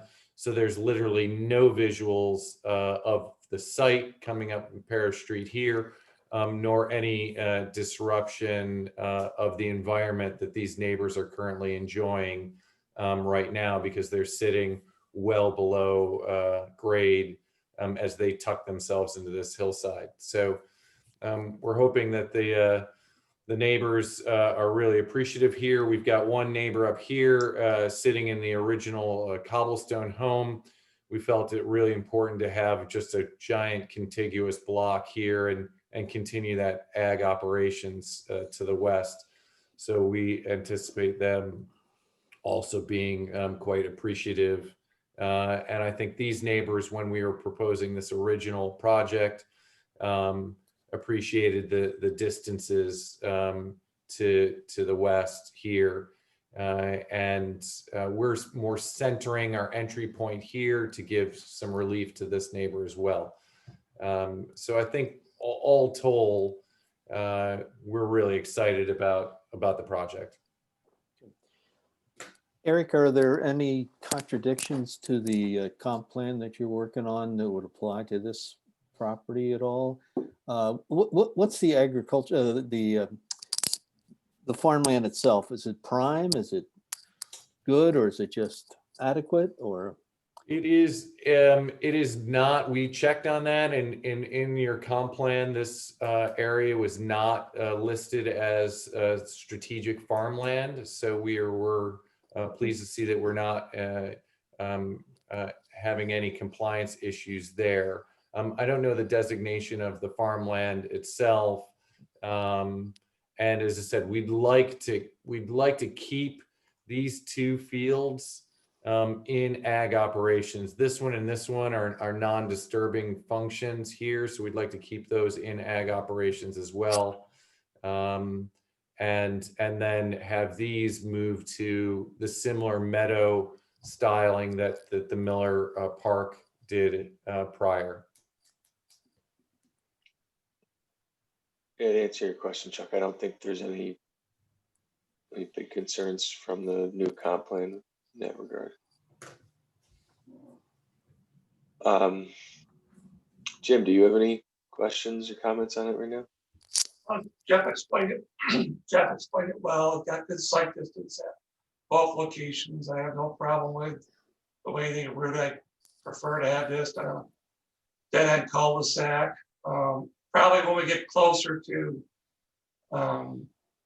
what either planning board or town board for dedication, a lot of times the open space, what will be expected of maintenance of that open space from the town, so that the residents who back up to it know what to expect ahead of time. As far as like, are we mowing once a year, twice a year? Is it just going to grow up? Those types of questions. So we have that spelled out. Sure, and that's a great question. All of the open space, as I said, we have over about 130 acres in Lakewood, and the maintenance of that is on a 2-time per year mowing schedule, and basically the rest of the and that's just on the trails. The rest of the open space is no maintenance, and so I don't see that as being any issue with regards to setting those expectations.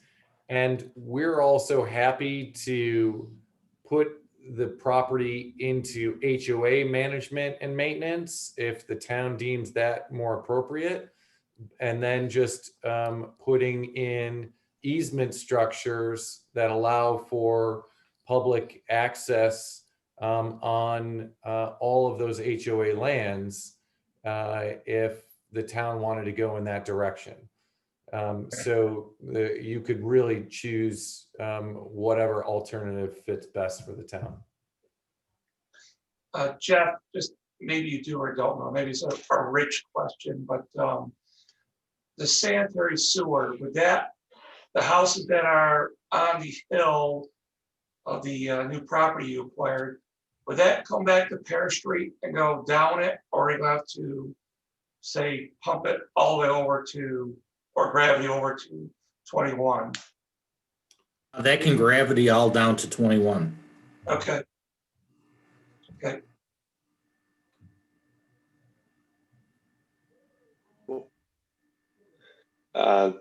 Jensen, are you still with us? And if so, do you have any comments or questions? Oh, no, not, I have no comments at all. It looks really nice. Okay. Since this is just a sketch plan, I'll look through the sketch plan checklist, but I think that they provided pretty much everything. Hey, Jeff, do you mind stopping the share? Sure. Thanks. So I'll look through the sketch plan checklist to make sure we have everything. It looks like you guys have provided a pretty substantial kind of analysis here. Hold on.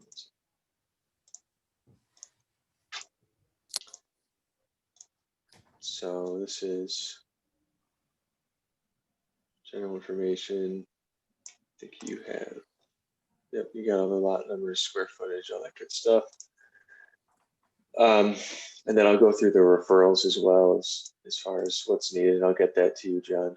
But I think you guys have pretty much provided everything. It looks good. If there's anything else that okay, you have your natural resources stuff. If there's anything else that I come across, we'll add it to the minutes. Did you guys provide like a Ridgeline guideline statement, or I know that you, in the one slide there, you're showing the peak being kind of over in this direction a little ways. We did in the natural resources, we mentioned the scenic views elements, and then I sent a supplemental over to Doug just to further confirm that, but we just don't hit any ridgeline elements on the project at all. We're well below the high point, which is up near Pear Street Extension in 21. The site then rolls down to a lower section where we are, and then rolls down from Pear Street Extension all the way down to route to 5 and 20 bypass. So we don't expect to be impacting any of the ridgeline guidelines. Okay. Well, you guys have prepared a pretty substantial analysis here, so gives the board a lot to review.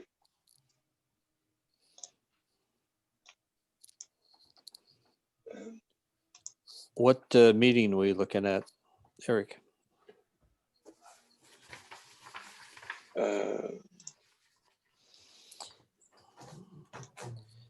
February, it's the 9th and the 23rd. You got a preference, Chuck? The 9th would be great if we could do that. Okay, I don't know what the rest of the agenda is for the 9th. I don't think it's too busy, so why don't we book it?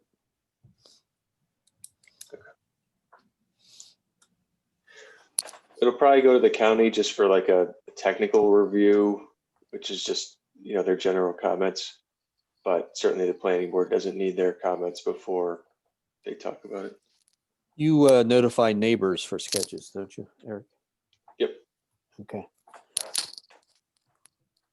I guess the only question I would have is during construction, would the entire road be built and then houses built along it, or would they build it as they go kind of thing? We've got We're this, looking at 3 sections, and it would be as you go through each of those sections. Okay, So what I'm saying is at the end of each section, you need like some sort of hammerhead or turnaround and stuff. And once you hit 30 homes, that whole fire sprinkler thing, we wouldn't be able to permit any additional homes past 30 until the whole road kind of connected to the two roads.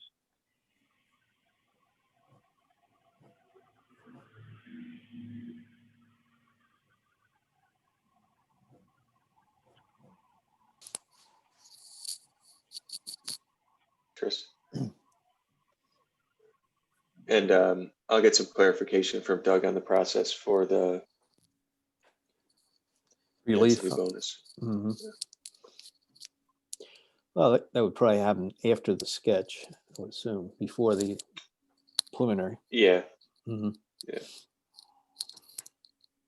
Are And these, we are looking at getting on to privilege of the floor for the meeting on the 29th to talk with the town board about that additional density also.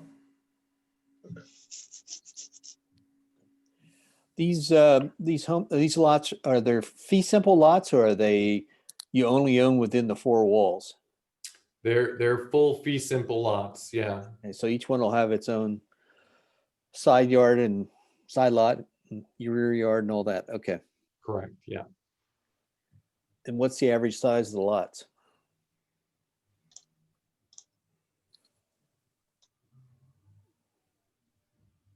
Okay, about 3,800. Okay. Couple I smaller see it. ones, but- Okay.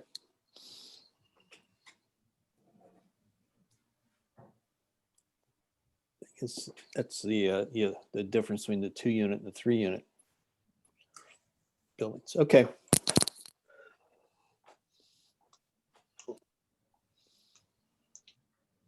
John, do you need anything? No, I'll get the referrals and the check sheet when you send them over. I'm good. Okay. Thanks. Jeff, Scott, Rich, you guys have any other questions? I'm all set. No, we're good. I'm excited. I think also the one thing is we're moving forward also with Jack Braun and talking to him about the sewer and coordination there too with the county this week. So we've been having a conversation with him and moving that forward also. Okay, good. All right. Then we'll send out some minutes and probably tomorrow. Great. Fantastic. Great. Thanks, everybody. We're looking forward to it. Thanks, fellas. Thanks, guys. Okay.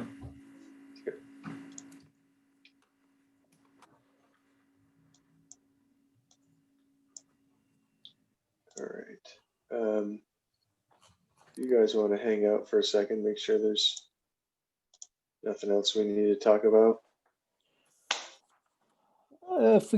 If we're done, I just want to go over tomorrow night's agenda real quick, make sure we're cool and everything. Oh, we're cool.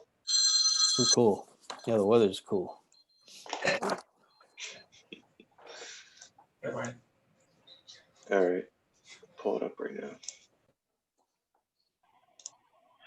I'm going to split because I got an 11 o'clock if that's cool. Thanks, Okay. Chris. I'll talk to See you you later. Chris. guys.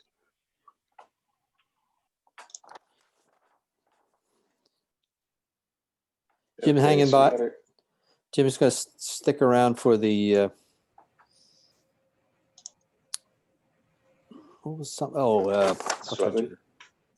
no, You guys, Venezia. All right. Venezia. Venezia. You want to do that? So where Uh, are we with Venezia in terms of 5B3? They've got a lot to get to us. I think I didn't get a response, as far as I know at this point, from them to say, what did I ask for, why it was needed or why it was reasonable or something like that, and also the extent to what they're proposing. I also reached out to the city to see, if they had concerns about it. I haven't had a response from them.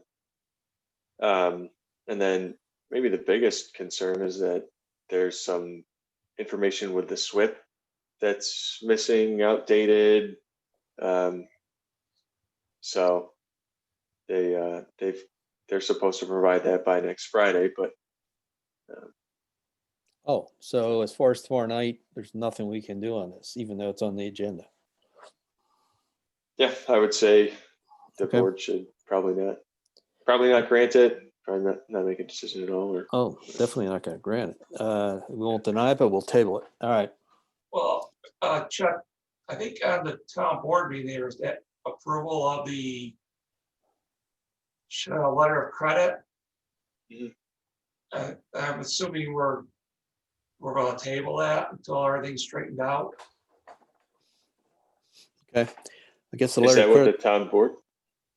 I thought that was on the agenda, guys. I could be Yeah, wrong. it is on the town board's agenda. I just didn't know. Did Terry or somebody say they were going to table it? I hadn't heard anything about Oh, it. I'm just asking. Oh, yeah, I don't know. I don't see why there would be an issue with the letter of credit amount. I don't think. I mean, Okay. it was approved by MRB and whatnot. Okay, so that's okay to allow for. I would think so. I just don't want that to be a signal that allows them to do what they want. ooh, Now, that was part of, for them to get this advanced site preparation, they had to have the letter of credit in, Okay, but they still need the planning board's approval. And so without that, they can't. I just don't want to set a precedent for just one developer. We pull everybody else's feet to the fire. for sure. Okay, got the agenda. Up top, there's nothing really not involved there. I'll see you guys. Thanks, Hey, Jim. Thanks for joining us. Yep. Under the organizational meeting, we do want to include a bullet item for the adoption of the meeting schedule for this year. Yep. So that would come after that, the adoption of the rules and procedures. And I think related to that, the rules and procedures should probably be amended to include one of the organizational meeting action items being the adoption of the annual meeting schedule. So that that'll be proposed tomorrow night. If nobody has a problem. John brought that to our attention, and thank you, John, for that. I think we're good on Fletcher. We're good on Sweatman, although I did send you some items on the Sweatman thing related to details on the porous pavement. I don't know if you've passed that along. I know Lance is going to look at the revised drawings. He hasn't seen the ones that the ZBA had acted on beginning of the month or beginning of last month. Yeah, he when I talked to him earlier today, he said he was looking at him. Okay. Yeah, there's just a couple questions there that came up as I was looking at it. I know Kevin Mulvaney was communicating with them, but then the communication stopped, and I don't think it Yeah. ever came to any I conclusion haven't seen there. anything from them. I'll share your questions, at least the ones that I can't answer that aren't really for me, with them to try to get an answer for them. Yeah, and their shoreline guideline statement that they had sent, and that was the original plan, not the amended plan. That was a little light, and I think they should probably dress that up somewhat. And that Sierra Scape detail, it's a nice looking detail, but I'm not sure if it applies or if it is as part of that switchback that comes down the hill. It's certainly not labeled on the plan view very well, so that's why I asked that question. So enough said about that. Yeah. I sent Nadler an email to join us. I don't think I've heard back from him yet. Oh, I think you would think he'd want to be part of his reappointment. Tell him if he's not here, you got to be here to be reappointed. Hey, your question about the Sierra Scape. Yeah. It's this area right here, I think.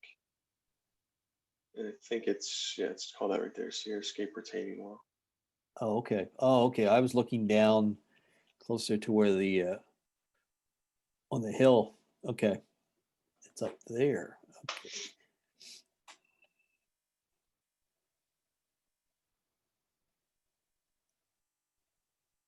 Okay. Very good.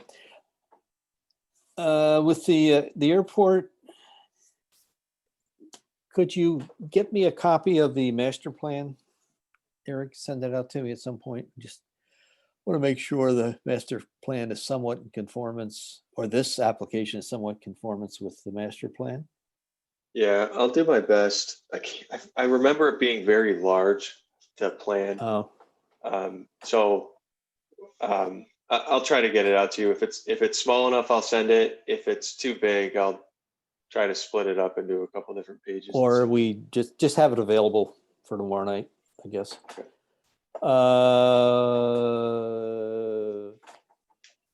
The Auburn Trail right of way out along Brickyard, even though there's not much frontage of Brickyard involved with this application, has that all been buttoned up in terms of, I know we, with the master plan, we had asked they delineate an easement for the Auburn Trail across the frontage, and Yeah, I remember at that time they said that they had to like go over it with the FAA.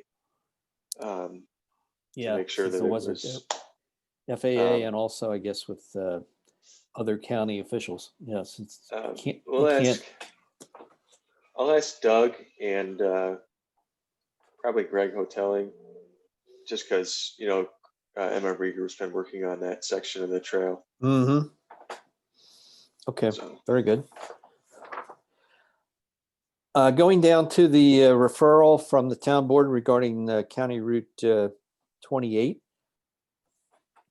I have not seen anything. I remember, I think at a PRC, we looked at a plan showing some apartments, but you haven't established, we don't have an FTP. it's not on the FTP site. I didn't see it. It should have been up there. That's right there, Boston Rollins. Oh, there it is.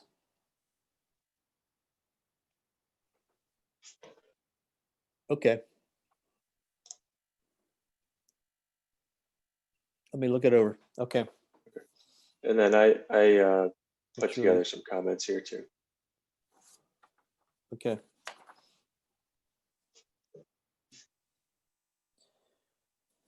So as far as items that are not on the agenda, we talked about Casey, we talked about metros moving forward.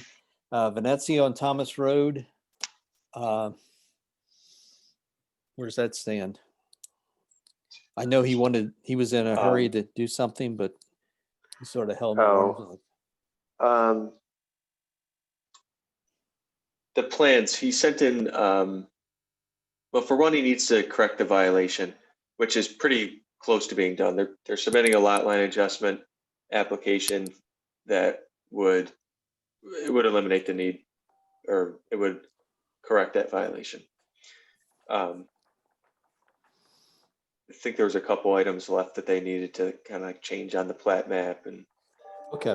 but it wasn't big. And then for the subdivision and site plan for the new homes, I don't see there being any issue with the subdivision. It's just that he keeps showing like the site plan, and it doesn't show all the details that we need for site plan. So I don't remember if I include you on that email, Chuck, but asked for a bunch of information that we would otherwise need for site plans, proposed grading, stuff like that.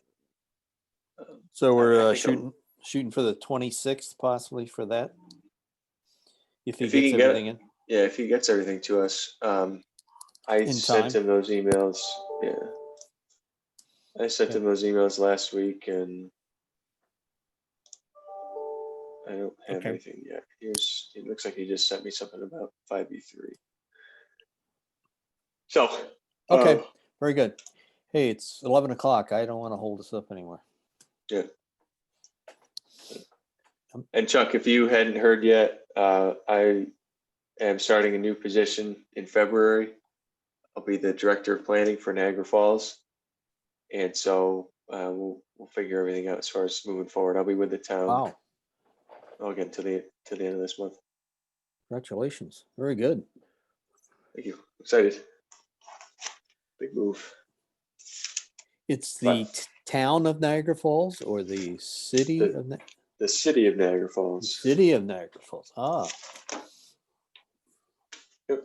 That will be a challenge. Good for you. Yeah. Yeah, it will be challenging. I'm excited for it. But like I said, we'll make sure everything's buttoned up and taken care of for next month and onward. You might have seen. Any closer to the replacement for you? I'm not sure. I know Doug had sent out like a wider posting where before he had just talked to the civil service people. So I'm not sure what he's seen from that. Okay, very good.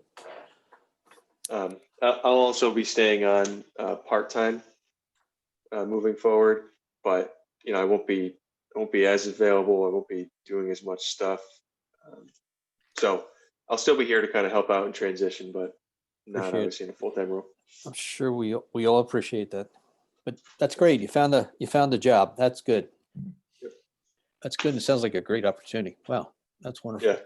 All righty. So I guess who's left on the call? John, Eric. We'll see you tomorrow night. See you tomorrow. Okay. Thanks. Here, just send the material when you have it. I'll do the minutes. Okay. It'll be later this afternoon, probably. Yeah, no problem. Thanks a lot. All right. See you guys.